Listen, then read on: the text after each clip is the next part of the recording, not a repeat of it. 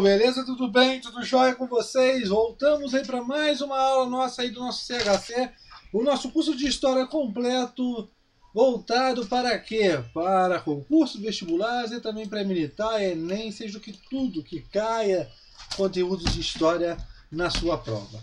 O e-mail historiacomp1@outlook.com, Facebook Isto Sai, o celular mensagem 3291650267.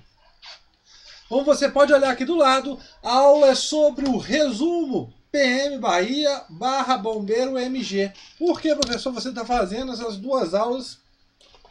Eu vi que a última aula de período regencial e essa de segundo reinado vai ser PM Bahia e Bombeiro MG. Porque o edital de vocês é parecido. Então, o que acontece? Eu peguei os principais temas para fazer uma aula só e economizar a garganta, né? Porque nós temos várias aulas para gravar ainda, beleza?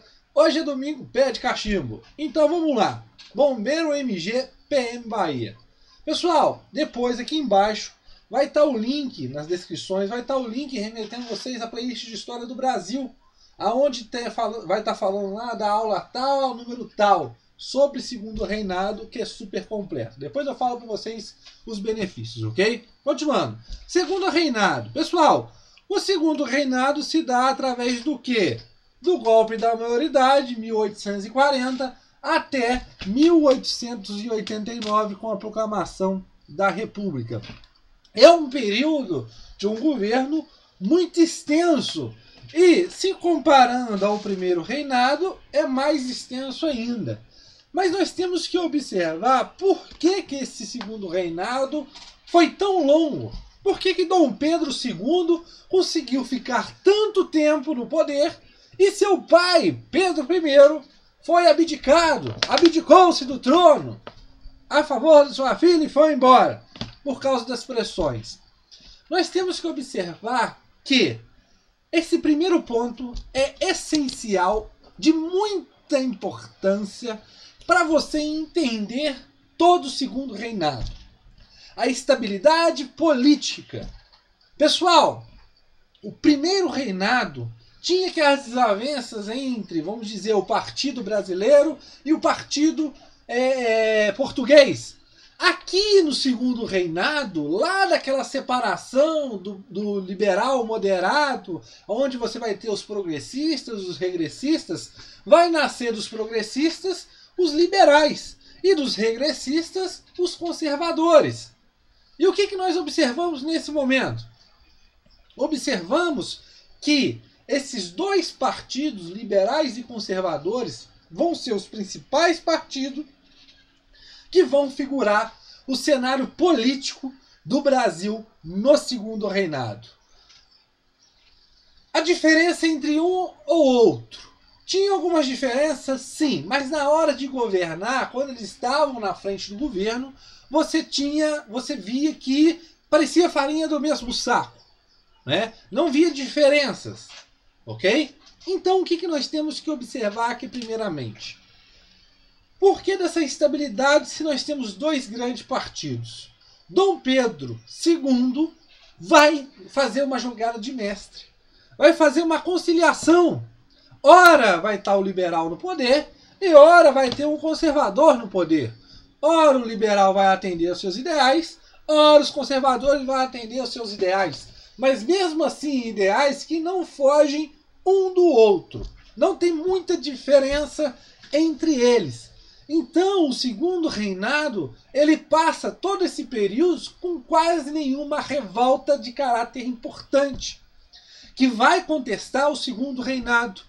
Com exceção da Revolução Praeira, que nós podemos dizer que vai ser uma das últimas revoluções aí de caráter liberal, aonde criticava o voto censitário, o partido moderador, né? Nós teremos também implicações nas chamadas eleições do cacete, as revoltas liberais. São momentos de distúrbios, mas que mais na frente vão se acalmar e ficar todo mundo zen. Por que isso se dá? Através do revezamento entre liberais e conservadores no poder. Isso se dá através do chamado parlamentarismo às avessas. Por quê? Dava-se essa liberdade de ora ter o liberal, ora ter o conservador. Só que Dom Pedro II continuava com o poder na mão. Lembrando que tem 3 poderes, executivo, legislativo e judiciário. Só que nós temos um que é exclusivo do imperador, que é o poder moderador, rimor. Então o poder moderador, o cara mandava e desmandava. Ora, o parlamentarismo era para o primeiro-ministro ter poder, mas quem tinha poder na verdade era o imperador. Ou seja, ele dá essa liberdade de revezamento entre liberais e conservadores, mas continua com as rédeas na sua mão. Tranquilo? Passando para a economia. A economia. Nós destacamos aqui algumas coisas importantes.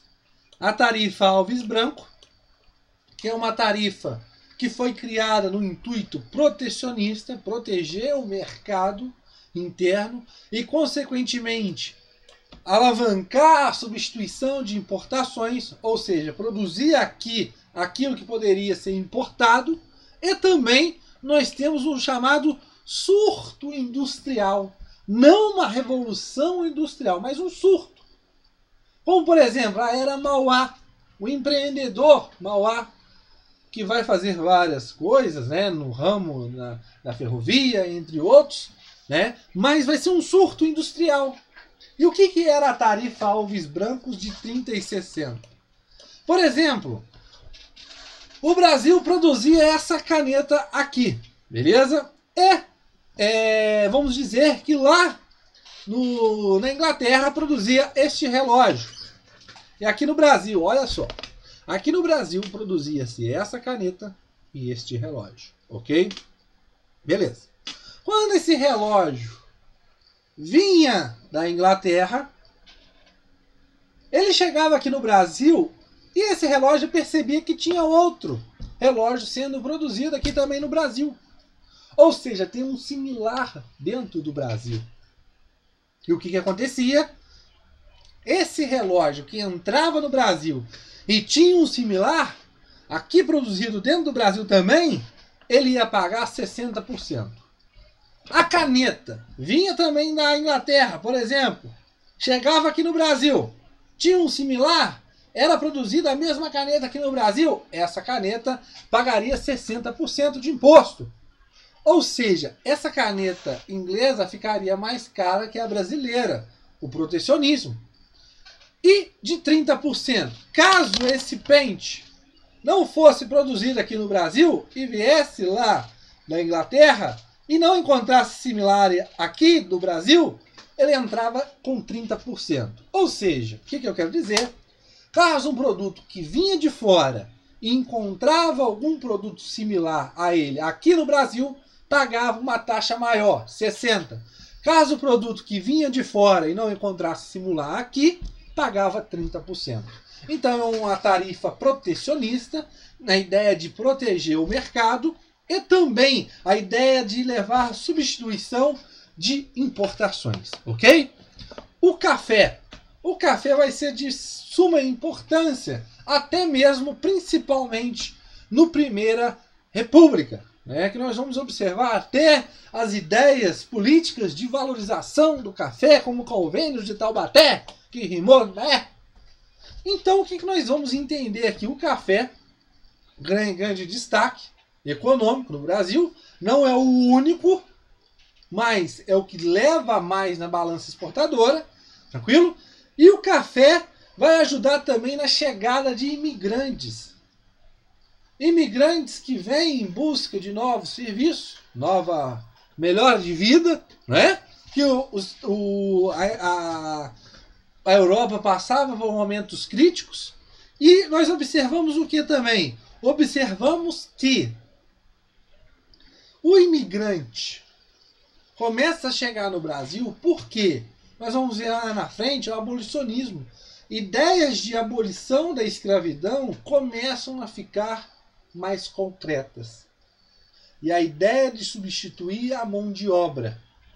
Tranquilo, pessoal? Para uma mão de obra mais especializada, para uma mão de obra na tentativa de branqueamento da sociedade. Ok? Continuando. A Lei de Terras. A Lei de Terras, que foi criada para o intuito de quê? Espera aí. Eu estou chegando perto da abolição da escravidão. E ainda mais, está chegando imigrantes. A Lei de Terras no Brasil, ou seja, antes você ia lá, se empossava da terra e pronto, e acabou. A terra é sua. Não. Agora, através da Lei de Terras, é só através da compra. Ah, eu quero ter um pedacinho de terra? Compra, meu filho. Tem dinheiro? Compra. Então, a ideia é o quê? Proteger essas terras para aqueles que estão chegando e aqueles escravos que depois, mais na frente, serão libertos. Tranquilo? Caso as terras que não fossem compradas seriam do Estado. Tranquilo? Lei Eusébio de Queiroz, a lei que foi criada para o fim do tráfico de escravo. Ou seja, o que nós observamos aqui? Caminhada mais e mais para o lado da abolição da escravidão. Impulsionada e enrijecida e discutida e reafirmada pela Inglaterra, que passava para uma revolução industrial e queria ampliar o seu mercado e pressionava o Brasil. Ok? E a crise do Segundo Reinado, que nós temos N fatores. A Guerra do Paraguai, a questão do prata, né, que vai ser uma questão de decisões, né, disputas locais pela Bacia do Prata, que vai levar Brasil, Argentina, Paraguai, Uruguai. Né? E também nós vamos observar o quê? Que os soldados em contato com as repúblicas, lembrando que nesse momento a única monarquia da América Latina é quem?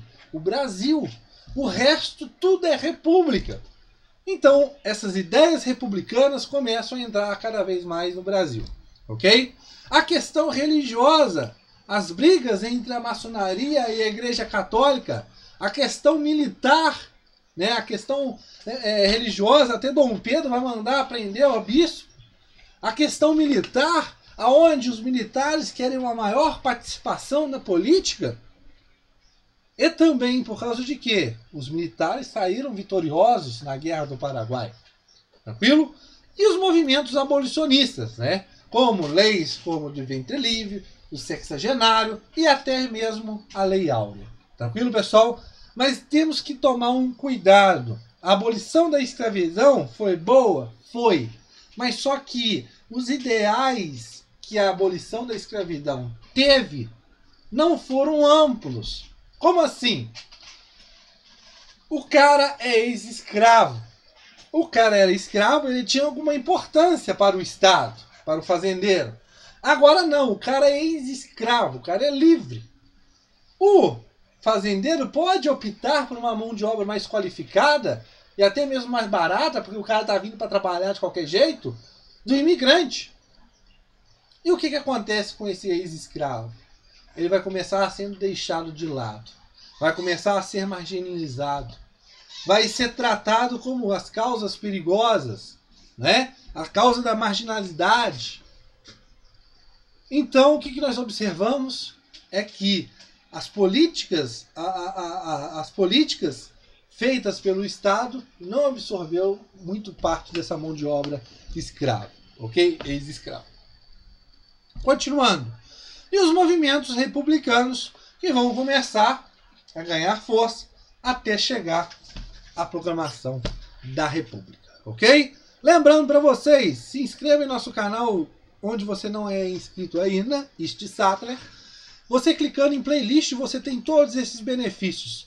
Desde o resumão e dicas ESA e SPSEC, Colégio Naval, que é a parte do pré-militar, Enem, pessoal aí do PM Bahia, que eu criei essa playlist que vocês estão assistindo, Bombeiro MG, também tem Bombeiro, tem PM São Paulo, PM entre outros.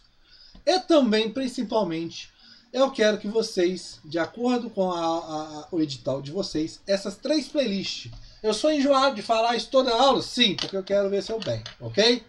A playlist de História da América, de História Geral e História do Brasil são super completas mesmo. A playlist Pulo do Gato também pega os temas mais importantes, ok? Mas essas 3 playlists tem tudo detalhado, tudo certinho para vocês, ok? Assista essas aulas, porque aqui nas descrições tá a aula sobre Segundo Reinado da playlist de História do Brasil. Super completa. Beleza, pessoal? Um abraço e valeu, e voltaremos para a nossa próxima aula, aonde vamos falar sobre Primeira República. Valeu!